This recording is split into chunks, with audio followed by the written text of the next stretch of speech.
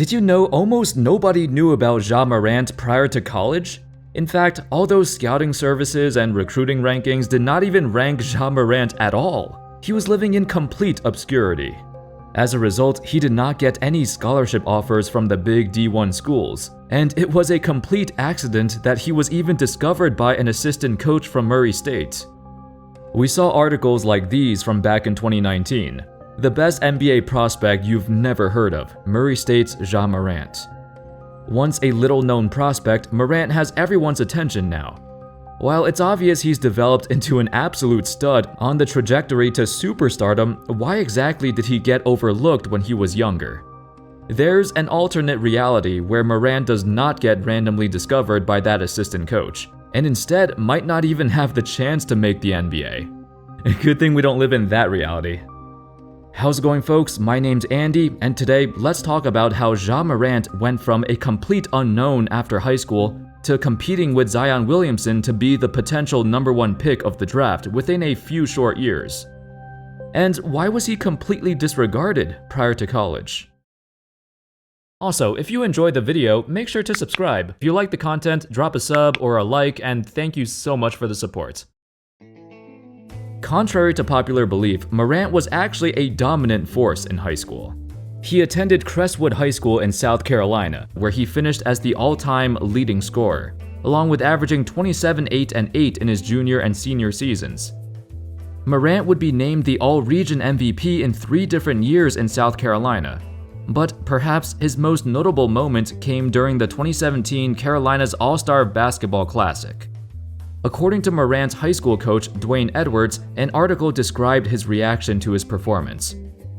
Morant played as well as anyone in the annual event, a game that featured LeVar Batts of NC State, Jason Kidd of South Carolina, and Clyde Trapp of Clemson, among several other Division I prospects.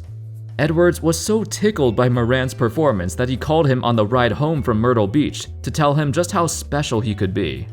This is great and all, but for a guy to average 27, 8, and 8 in high school, yet still be meddling in obscurity, what's up with that?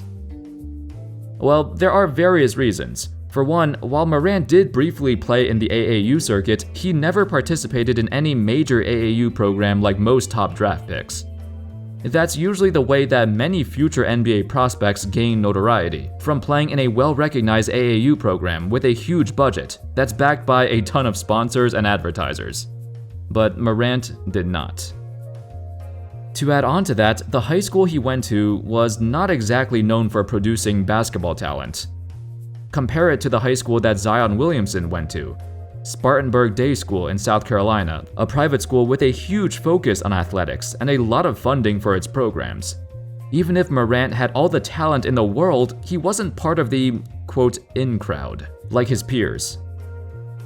You might think that, if you're younger, all you need to do is show your talent and skills to get noticed, but that's the hard part, getting noticed. There's approximately 500,000 high school basketball players in America. In order to get recognized, you need connections. You need to have the money to travel across the country. You need to participate in programs where scouts are going to be there.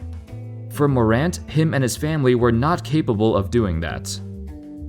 It also didn't help that physically, Morant did not look like an NBA player. He was like 5'9", 130 pounds for his first few years in high school, and he couldn't even dunk until his senior year.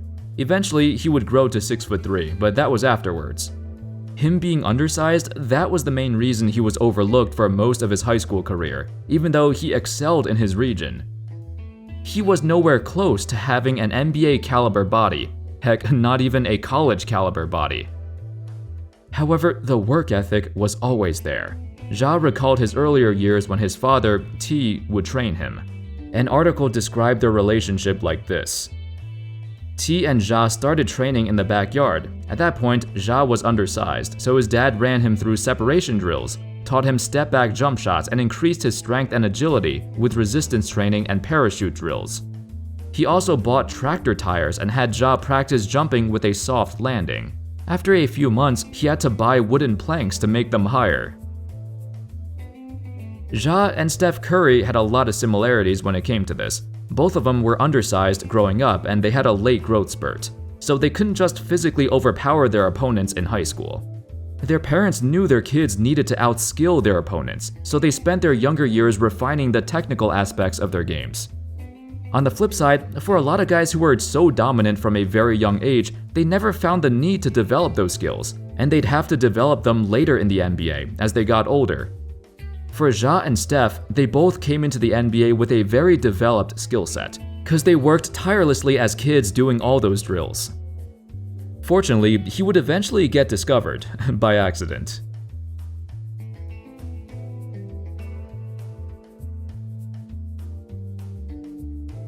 James Cain, Murray State's assistant coach, made a trip to South Carolina to attend a one-day combine for high school prospects in that area. He had an idea of which guys to pay attention to, but Morant was not even on his radar. At this point, Morant had gotten more notoriety in his local scene, but still, nobody outside of their region knew about him. So when Cain was observing players, he didn't even notice Morant for most of the combine. That was until he saw him in a game of 3v3. Morant just absolutely dominated his competition. For the first time, Cain witnessed his 44-inch vertical, his explosive first step that rivaled that of the best college players in the country. And his basketball IQ was on full display, especially his knack for finding his teammates. His passing and court vision were out of this world, about as good as any professional player. The game seemed so easy, so natural for him. For the rest of the day, Cain would track him down and keep observing him closely. In fact, he was so excited he discovered him that he immediately called Matt McMahon, Murray State's head coach. This was McMahon's reaction to the call. He said, "This kid's gonna be a pro." So I jumped in the car and got up there the next day. We tracked him all through July. At that point, we were just hoping we could find a way to get him to Murray State. It wasn't too long after when the Murray State coaches developed a close relationship with Morant and his family. They met each other numerous times for dinner and talked about what they can provide for him and what his role would be at Murray State if he chose to come.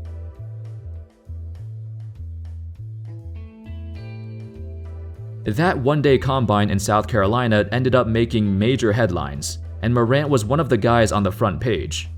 Other colleges took notice as well, and so the recruitment process officially started.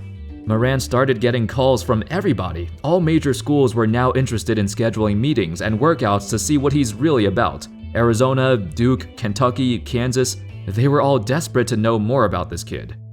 But by this point, he developed such a tight-knit relationship with the Murray State coaches that he wasn't taking any more calls. Not just that, but he really appreciated that Murray State reached out to him before anyone else did.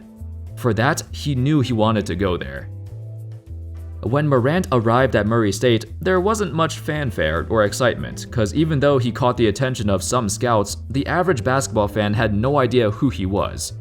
Throughout his freshman year, that would slowly change. He showed glimpses of the skills that made us think, holy crap, this dude can become a legit star.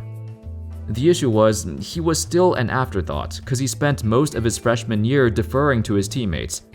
That was the game plan, but the coaches knew Morant was quietly the most talented player on the roster. He just needed to wait his turn. It was his sophomore season that truly catapulted him to the top of the draft boards. Morant averaged a staggering 24 points and 10 assists per game, and displayed the most complete package for a point guard we've seen in a long time. One scout described him as having, quote, "the ferocity and athleticism of Russell Westbrook, with the mindset and court vision of Chris Paul." That's certainly some combination. And you know what? He definitely showed that in his second year. The dude was the quickest, most explosive and athletic point guard in the entire NCAA. But he also had a cerebral and delicate side to him. Morant was fast, but he was controlled. Well, most of the time. He did average like 5 turnovers a game, which is a lot, especially in college, but it was one of his few weaknesses that could be mitigated in the pros if he has the right people around him. By the end of his second year, Morant won multiple awards. The Ohio Valley Conference Player of the Year and the tournament MVP, the Bob Cousy Award, given to the best point guard in college. As a result of his success, his draft stock skyrocketed, and there were even debates if he should be taken over Zion Williamson, who held on to the #1 spot for a long time. Alas, Morant got selected with the second pick of the draft, a much-deserved recognition for an incredible young player who came from nothing.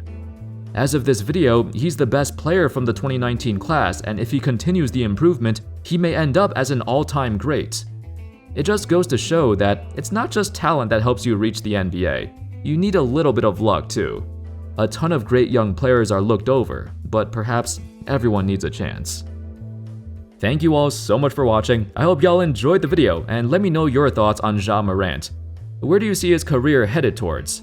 Do you foresee him becoming potentially the best player in the league within a few years? I don't know, but it is a possibility. Anyway, as always, I'll see you next time. Peace.